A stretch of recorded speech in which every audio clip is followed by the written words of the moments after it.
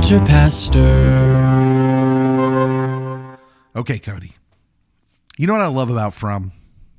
What do you love about From? I love that it's like a buffet of horror. First of all, let's be fair. I just love buffets. You do. Can't beat a good one. I am one of those guys totally willing to sacrifice quality for quantity. Well, I prefer at least a little bit of quality. And when this show first started, I felt like it was that. Like, I felt like in season 1, when I was getting used to this show From, I don't think I thought it was all that great of a show, but it had enough of the other things. Like, it had a quantity of intriguing things that I was like, okay, you're hooking me. It's got like, you got your spooky setting, your very horror movie type themes. You've got the existential dread. It was kind of like a buffet of horror, a smorgasbord of terror, if you will. Trademark pending. Yeah. But as it's got on, it's gotten a lot better all around, I think. And we're going to talk a little bit about that. This is Pop Culture Pastor Watch-Alongs for From Season 3, Episode 4? Are we on 4? It sounds right. Yeah. Episode 4. And it's a buffet of horror. Yeah. Spooky, existential dread, and a little sprinkle of what the From? Cody, what the From? What's our what the From moment right here off the bat? So I have two, but they were like back to back almost. Okay. So we're in the ambulance, and Tabitha, who has been anti-talking to anyone, especially since she got out, is like, now I'm going to talk like a crazy person and get handcuffed. And I'm like, Tabitha, now's not the time. What was she supposed to do, though? Not that. You either go all out and try to take over the steering wheel, or you keep it zipped. And she did not do either of those things. She just talked and then got restrained. Yeah. I mean, I feel like she should have been able to rationalize something there. She should have been able to rationally speak. It's like, look, I know you guys don't know what's going on, but I know you also know that something weird is happening. You shouldn't be lost, but you are. We were in the city, now we're not. Yep. And none of this makes sense. So I need you to listen to me and actually think that it's possible that I might know what I'm talking about. Nope. No, we didn't do that. She freaked out. And then the real what the From moment was the lady that did restrain Tabitha, as she's running to Colony House, a.k.a. the hippie house. She's just shooting willy-nilly all over the place. Yeah, but that's not... For me, that was totally reasonable. I feel like most humans... Like, have you seen these gun dudes? I unfortunately have, but... Any one of these NRA-loving peoples around these parts would have been the same way in that situation. They got a gun. I'm firing it. There's weird vampire things around. I'm just firing at everything. And then like, oh, I'm going to shoot in the house where I'm trying to get to. That was unfortunate. That was a mistake. That was. And I'm like, oh, lady, you're not making friends. No, she's not. I can't remember, so I'll just say again, this is Pop Culture Pastor Watch-Alongs. My name's Dave. Cody's here. I am. You are listening to what we call Watch-Alongs, and every week we are going episode by episode for this TV show From Season 3, and these are timed so that they're coming out around the time the next episode is dropping, but we figure it would be a good thing to like, hey, this comes out early Monday morning. I can listen to this sometime during the day Monday and get ready to watch the new one Monday night. Even though I know it drops, for those of you that are really aching, champing at the bit, you're probably watching them as soon as they drop Sunday night or whenever. But that's me. Is that you? Are you watching them on Sunday night? I am. See, I'm watching them Monday night. That's kind of my tradition. But yeah, okay. Anyways, let's just get into it. We get into the recap first and foremost for From Season 3, Episode 4. Let's start with Tabitha back from the real world. Yeah. I miss our old segment of Tabitha in the real world. It's Tabitha back from the real world. And this time, she's brought some people back with her Worst travel service ever. This is like the worst vacation travel booking ever. It is. She's in the ambulance with Henry, who's still on the ventilator, or whatever. He's not dead. Yeah, Victor's dad is still amongst the living. And we got 2 ambulance crew and a police officer. Cody, question. Do police officers normally ride in the ambulance? Is that a thing that happens? I would not think so. Except for Tabitha is a person missing. Yeah, she's a person of interest. Yeah, because she snuck out of the hospital. Yeah, so she's not a criminal, but they've probably got like an APB out on her. They're looking for her. So maybe that explains why we have Los Federale that shoots first and really doesn't ask questions. Come on. I will reiterate again. I think her reaction is particularly normal, but we'll get there. So she's in this ambulance. They clearly, what we saw at the end of last episode is clearly true. She's back. What we didn't know is what time she would be back. What time frame. I was hoping she would appear in the future or in the past. Nope. Well, they don't make any sort of explanation of why there's no snow where the tree fell. Yeah. And when they get back in town, there's snow. That will be something I feel like they maybe need to explain, although I didn't see a lot of chatter about that on maybe they are in a dome. Yeah. Yeah, please don't. And the tree just happens to block the exit. I'm still a little scarred from the TV version of Under the Dome, Stephen King's book. That was not great. Not great. We should start, though, before we get into what happens with Tabitha in the ambulance, we should start with Jim and the kids. James. They're sitting down to a nice family dinner with everyone buckled in for the night, right? They're all inside trying to make it through the night. There's already kind of a tension of like, because with Boyd and Randall, they realize, hey, something's not right. Mm-hmm. The monsters are not acting in the way they normally act. So this is when the fam gets another phone call. Yep. Hello. We have a collect call from dead infant grown-up son, allegedly. The voice that says it's Thomas warns Ethan that Tabitha is coming back to town in an ambulance. And before they can even process that very weird information, lo and behold, the ambulance comes roaring into town. Now, we should stop on the voice for a second because I'm genuinely confused. It seems like the voice definitely isn't in their best interest, but it doesn't lie to him here. And is the whole point to create chaos? Like, was he trying to draw them out?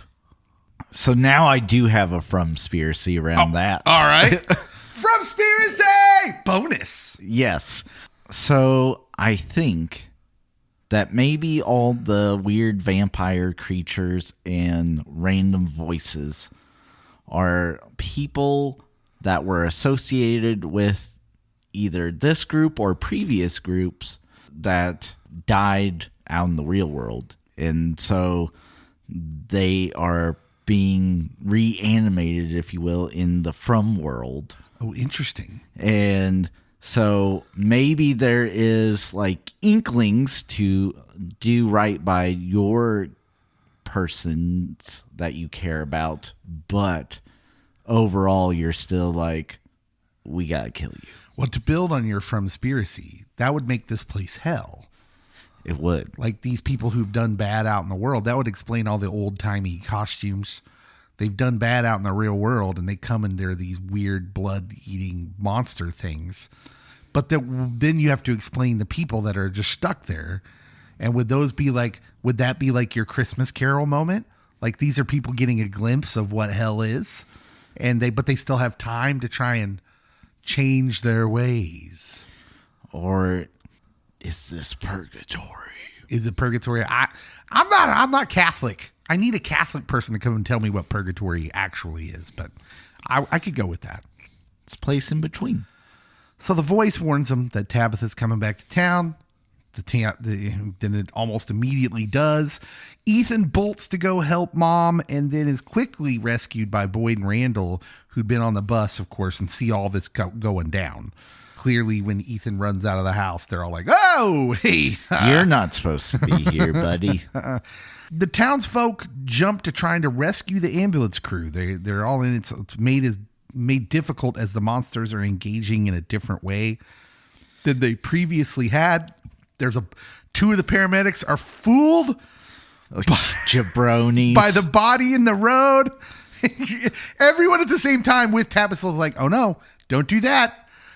Oldest trick in the book. They're playing dead. Don't do it. Told you not to do it. They didn't think anything weird of that. Like, gosh, I mean, how much going on? I get, okay, they're EMTs, right? I get it. They're prepared to jump into action, but none of the weirdness around your situation is registering at all. At all. You've got the lady in the back who's like pleading with you, do not get out of the ambulance. This is a trick. Happens all the time. Oh man. I think it's weird. These little extra people that are like basically the red suit Star Trek people. They're here to die. I think it's interesting. They almost have to be so cardboard, so one dimensional, and they can't like critically think at all because they were a little robotic. I gotta think if I'm in that situation, I'm like, all of this seems super duper weird. And I'm at least asking the cop to get out with us. Wouldn't have mattered. Like, I don't know if I would have had everyone get out. I would have just had you, passenger, EMT, you get out. I'm going to wait here for redundancy. So the two get out. Tabs is the audience stand-in here. Basically, she's begging the crew to listen to her to no avail, like we were all, I'm sure, doing. Like, we're all talking to the screen at this point going, don't do that. And this is standard tropish horror movie stuff. These people talk to the screen. No, don't run up the stairs. You're running the wrong way. Oh, what you can do now? You drop your gun when you bust through the window. It's funny that Tabitha's in this position and the audience is kind of living through her. Like, what are you doing? Don't get out of the ambulance. And then they get slaughtered pretty quickly. Gone, but not forgotten. The third member of the crew, the aforementioned cop, is so freaked out she starts running to Colony House, shooting up a storm. She's like out in the Wild West. She's like, boom, boom, boom. For a split second, I thought I was witnessing Doc Holliday Jr. Well, again, after the first few, where she realizes it's not having any effect, why does she keep firing? And shooting at the house. I don't think she that clearly was not a conscious choice. I am disappointed. Question. No, I already asked that question. Never mind. Just don't ask it again. Boyd, Randall, and Jim reach the vehicle, and their jaws promptly drop as they're met with the sight of the long-lost Tabitha. Probably wasn't that long, but feels like it to us. Probably 72 hours. But she's handcuffed, which makes the situation all more complicated. Randall runs to the bus to grab a toolbox to unlock Tabitha from her handcuffs, but on the way back, he's flanked by 4 creatures and a cloud of bugs that only makes sense to people who live in Kansas in the summer. Yep. That cloud of bugs, I'm like, been there, bro. Oh, so many bugs. Yeah, just randomly swarms. But I will say, whenever the bugs appear, that is when I'm most on board with the people that think it's a government thing. Because they kind of look non-bug-like. Yeah, they do look interesting. Like military metal bugs. Yeah, I can't decide if it's a TV show and they just don't have the budget to make them super realistic looking, or if they're meant to look kind of fake, if they're meant to look a little cartoonish. Yeah, this is where I'm on board with you government people. Questions yet to be answered. The monsters apparently continuing their new initiative to psychologically torture Boyd. Break Boyd. Yeah, because while Randall is in this dire situation, Boyd's looking for the vehicle keys, and he turns right around into a smiling monster who's just kind of standing there. And it's in the form of a woman. The monster has a choice for Boyd. The keys for Randall. What are her exact words? We'll keep Randall. You can have the keys or something like that. Yes. And in what is kind of a heartbreaking moment, Boyd chooses the keys as he has to. I mean, I think that's clearly the right choice. He's got Jim and Tabitha on board. I would have said, you take Tabitha and this old guy we don't know, and we'll keep Randall. What possible logic could you have for that? Or are you just being contrarian? Contrarian Cody would be quite the ad to the From Villians. Yes. I don't have any logic. I just want to go against the logic. Like, you're getting way too much joy out of it, too. That's the part that's kind of scaring me. I do think that you could sacrifice the old guy because you don't know who the old guy is. Yeah. And granted, you're in this extreme situation. So you don't expect these characters to think clearly. And also, I don't know if they would negotiate. Yeah, if Boyd understands that they're specifically now trying to psychologically mess with him, like, it seems like it would do good to be counterintuitive, to do things they wouldn't expect him to do, because they all expect him to make the choice he makes. Yep. Now, granted, that doesn't necessarily mean it would work. They could kill all of them, although clearly he doesn't want to kill Boyd. They don't want to kill Boyd right now. But Boyd chooses the keys. Randall is sacrificed. They make it to Colony House, where disaster has struck. And by disaster, we mean the cop lady. Yep. She's been shooting her way to the house, mindlessly aiming, and eventually one of the house's occupants get hit. Although, like, listen, y'all, none of y'all grew up in the hood, and it shows, because when they're shooting, you don't go look out the window. Yeah, what are we doing? Amazed by the people that were looking out the window. I understood the people at the door because they're trying to help her get in, but like the people at the window. Yeah. You go, Lieutenant Dan. Get low. Get down.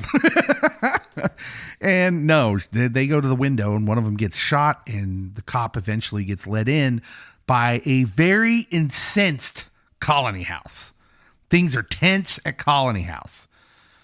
Question, Cody, and I think maybe your answers have already said where you're going to go with this, but did you find the backlash to the cop weird? Because her reaction seems pretty understandable to me. I don't find it super odd, just because they have the mindset, this is the most dangerous time, evening time. They know it. Cop doesn't know it. Mm-hmm. And they know that, like, you can't shoot these things. It does nothing. And, like, they're just trying to get her in. They're trying to be helpful, and then she's shooting at them. Yeah. Boy, and they also have had, like, a rough week. I don't know how long we have been in Fromville this season, but things have been rough. It's been a terrible 36 hours. No. I mean, yeah. I don't know. I feel like I go back and forth because I feel like, man, the people should have more logical reactions, but I think I'm just kind of a logical person. And when things are going off the rails is when I tend to get really logical, because it's kind of my defense mechanism, but so I don't freak out. Mm-hmm. To be like, okay, we need to react to this let's think through this logically. I feel like Boyd's reaction to it is the most believable because the adrenaline's flowing, but we'll get to Boyd's reaction. Team Boyd. Let's go to Sarah and Victor doing some glamping in the basement. I love his logic here. You remember that whole random scene last week, Cody, where Victor wanted to build a fort, and then that was it, and we didn't really understand what was going on there? Yep. Turns out he needs a safe space to do some total recall. Arnold Schwarzenegger style. No, he needs to remember. He's doing some therapeutic techniques that I wasn't sure he knew. Well, apparently he does. He needs to remember the details of the night when everyone in the town died previously when he was a kid. And he needed this safe space. Why? Because the actor's contract demands he be in a certain percentage of the scenes. I don't know. Like, do we need it? I guess so. It's maybe some important exposition going to happen. Maybe not. I don't know. I believe there will be some. But his logic for why he invites who he invites to glamp with him is brilliant. Yeah, because things are changing in the town. He says it's never snowed here as long as he's been there, which is 40 years? Give or take. Victor thinks he may remember something important to ward off this a second coming catastrophe where everyone dies in one night. The reason he approaches Sarah at her home is twofold, as you mentioned. When he was a child, he and his mom and his sister used to live in that house. Hey. Yeah. Weird, but okay. I don't know that information is important, but they felt the need to give it to us. It is if he's going to try to relive and place himself in that specific memory and time. It gave me Poltergeist vibes, but like the whole place is built on an Indian burial ground instead of just the house. Maybe that's the problem. Anyways, they get some bedding from elsewhere in the house. He recalls sleeping in the upstairs with his sister, but he wants to build a fort in the basement because that's where scary stories are told. Makes sense to me. Additionally, he's about to get into some memories that he is apparently compartmentalized. As one would. Yeah, he didn't want to remember them, but now he does, and so he's been afraid of these memories, and he would prefer to face them alongside the scariest person in town. That's the second reason. Yeah. Who is apparently Sarah, who's kind of like the town's serial killer. If I was Sarah, I don't know how I'd respond to that. Yeah. Again, looking back on that whole storyline I think this is before From really got in the rhythm and figured it out. The unfair treatment of Sarah. I'm here for it. Like, clearly we could maybe think her story's a little bit more believable now. Maybe. But the choice does end up being a good thing for him because when the memories become too difficult to face, Sarah reminds him that they can't hurt him, especially with her by his side because she's scarier. She is. So Victor dug up a briefcase that he had buried. That was a choice. And he's filled with mementos of the people that died that he knew as a kid in Fromville. All of the items was something important to the person that died. So he's going through the items.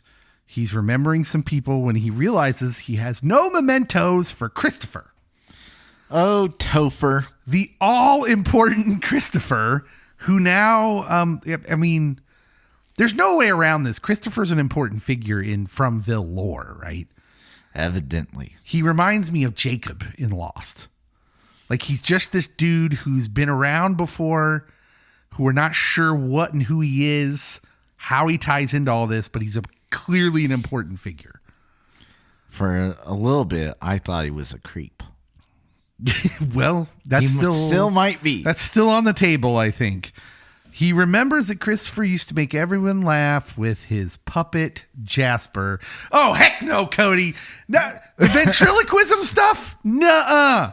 I don't want any part of this. I've seen too many scary movies with this creepy puppet. And too many Jeff Dunham specials. He explains that Christopher slept. That is scary, by the way. Christopher slowly stopped making the townspeople laugh as he began to see the strange symbol, just as Jade has been seeing the strange symbol. And then it focuses on one of Victor's memories. And this was pretty creepy. It's a bizarre, weird scene of Jasper speaking to Christopher without being controlled. Puppets, man. Yep. As such, Victor comes to the awful conclusion to figuring out why everything is changing. They need to talk to Jasper. And again, I say, oh, heck no, Cody. Oh, yeah, let's talk to the creepy puppet. Demon puppet. Demon puppet, indeed. Let's go to the vegetable crew. Do you have anything else to say about Victor? I'm not sure if he should have dug up the briefcase because the boy in white told him to bury the briefcase. Yeah. I'm still very intrigued by the boy in white, and I have no inkling as to which way that might go. Is he good? Is he bad? I don't know. Is he just there? Yeah, no, it doesn't seem to be. He seems to be a supernatural force that has some modicum of control in the situation. I like to think he just appears. It's like, hey, buddy. He literally pushed Tabitha out of a lighthouse. That's not normal behavior. Let's go to the vegetable crew. After dragging the bear-trapped leg Christy to the huts and hunkering down for the night, the group starts talking to distract themselves from being unable to sleep, which is about the most realistic reactions of maybe the whole show. Like, they're scared, you're in there. Jade's like, well, I can't sleep anyway, so I guess we'll talk. This is a good moment for Jade. It is, isn't it? Fleshing out his character and his human side. Yeah. My first reaction I have in my notes. Oh, they can't sleep? No, they're having trouble sleeping in Fromville? No. How does anyone sleep in Fromville? How are any of them sleeping? I can tell you, if I have a talisman and all the doors are locked and windows shut, I'm sleeping. I think I'm only sleeping during the day, if I'm being honest. I'm getting blackout curtains. I'm staying up all night, but that's just me. Jade starts opening up about the hallucinations that he's been seeing and the symbol, and he tells them about the man who he saw from the last episode who was drinking blood from the skull, causing him to run away from them, and also the railroad tie spike through his eye. He also reminisces about Tian Chen, how she gave him a notebook to doodle the symbol he was obsessed with. And then Kenny reveals that Tian Chen had always liked Jade. And I was like, ah. But then I was also like Jade, where she did? She never seemed to talk nice to me. Yeah. But it leads to these moments, and I'll talk about this later, but you said it too. They're starting to make some more of these character moments happen in the episodes as they go through town, and it does further entrench Tian Chen as she was the motherly figure of the town, which post death makes her loss even more hard. But it's this emotional moment, and it's disrupted by the noises outside the hut, which are very Blair Witch Project-ish. Maybe it is the Blair Witch. I mean, literally sounds like someone throwing rocks, right? A little bit. There's banging and there's creaking, but though they have a talisman in their makeshift hut, obviously they're afraid, they're uneasy, and Christy then brings up a harrowing question to ask. Are you sure those things you saw today were hallucinations?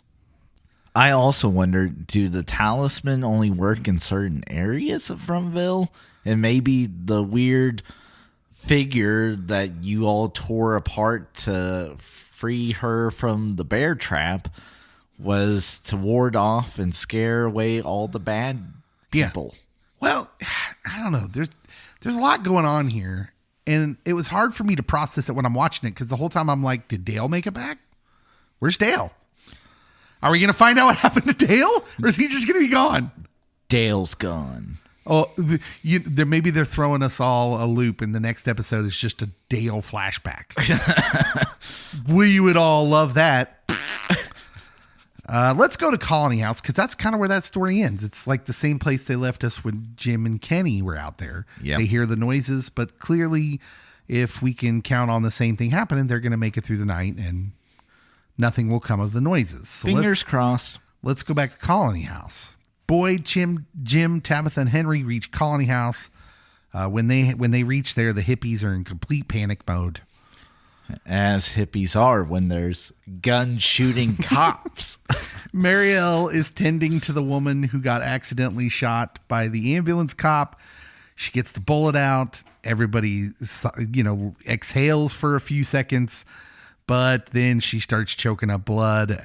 She has internal bleeding, and very quickly the woman dies, which sets up this next tense situation because Boyd goes ham on the cop. And I was here for it. A bit unfair, I think, but at least it's understandable. I understand. Donna clearly thinks it's unfair too, because Donna all but drags Boyd out of the room. And Donna is hot. And then to our surprise, when they get in the room, and to Boyd's surprise, Donna breaks down.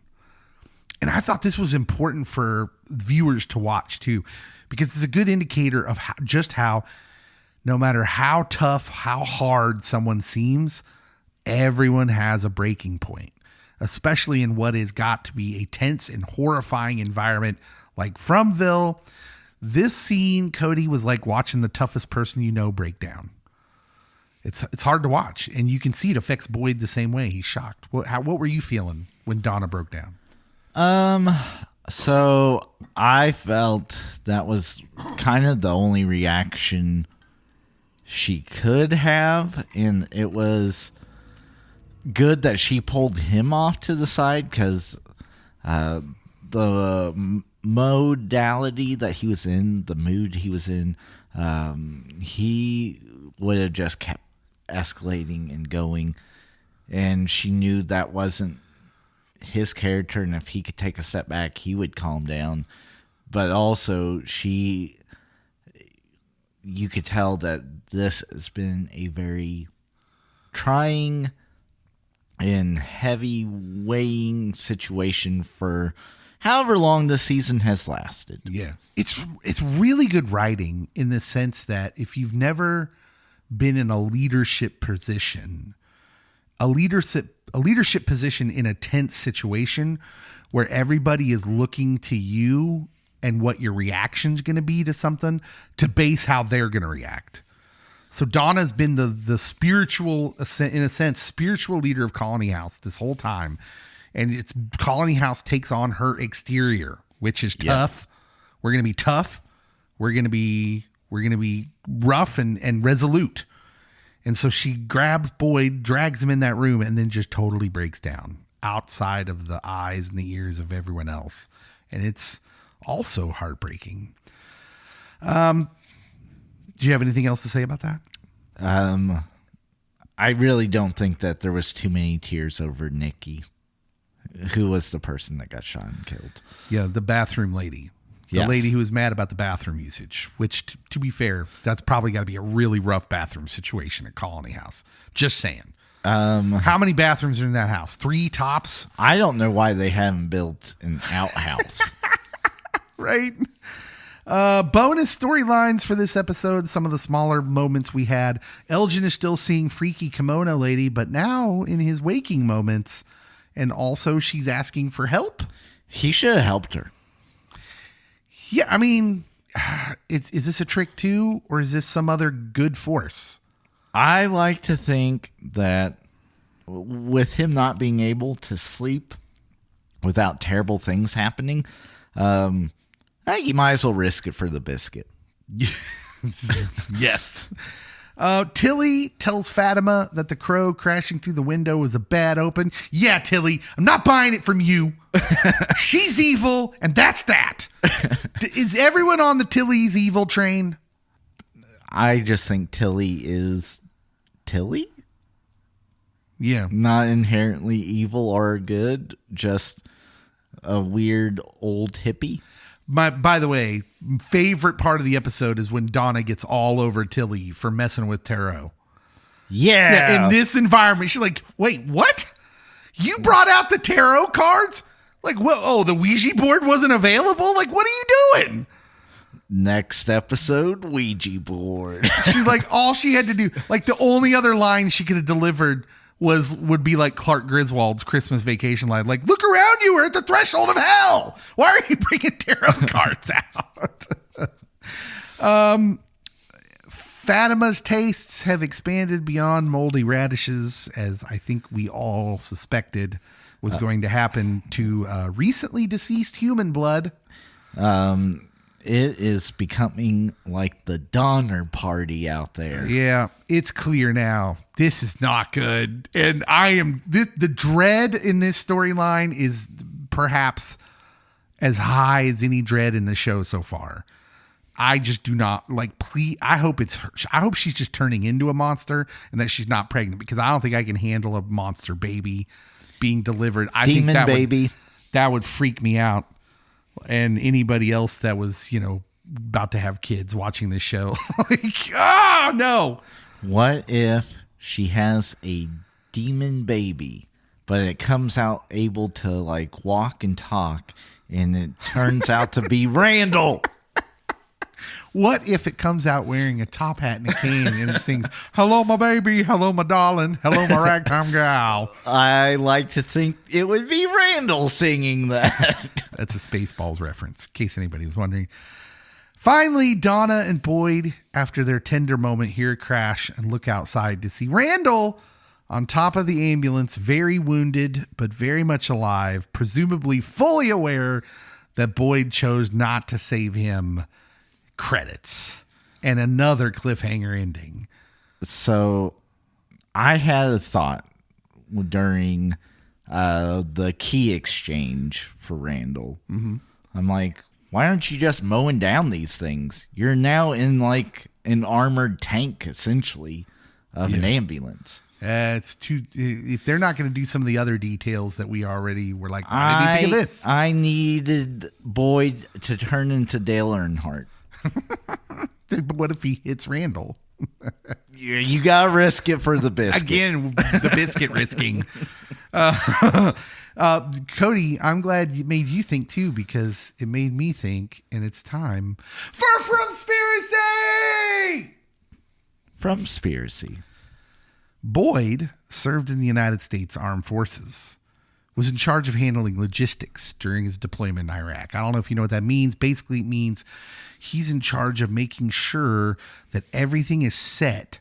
All the materials needed are set for the people to be able to carry out their mission in the safest way possible.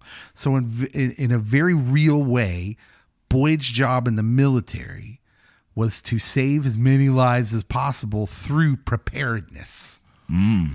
Okay. Now, we also know that during this time, Boyd witnessed his friend in the military become fatally wounded by a roadside bomb, eventually dying in Boyd's arms.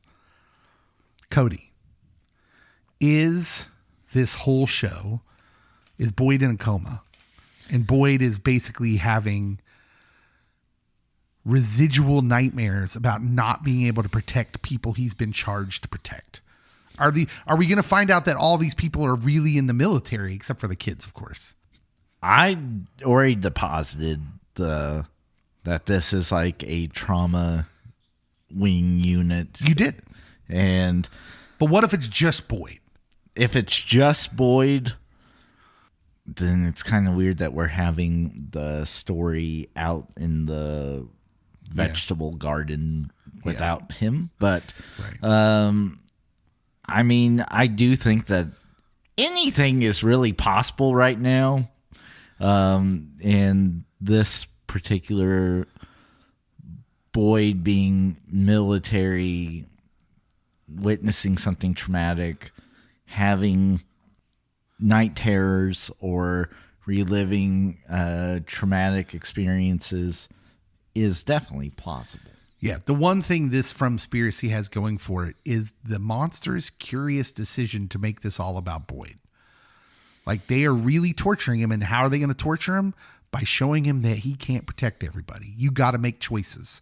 You got to make choices to save these people. You're going to have to give up this person. I find that very interesting. Boyd is not Jesus. This is true. He can't save them all. Can't save them all. Cody, what's good about this episode? I'm going to go to Jade.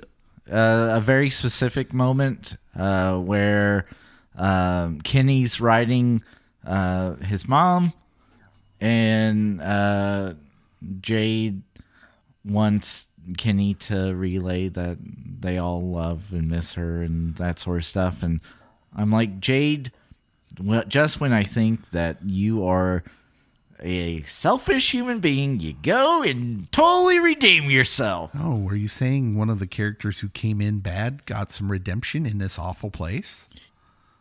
That is what I'm saying. Oh, that sounds like a budding Fromspiracy as well. I'm going to stay in that realm. I'm just going to make it a little more broad. I like where your head was at.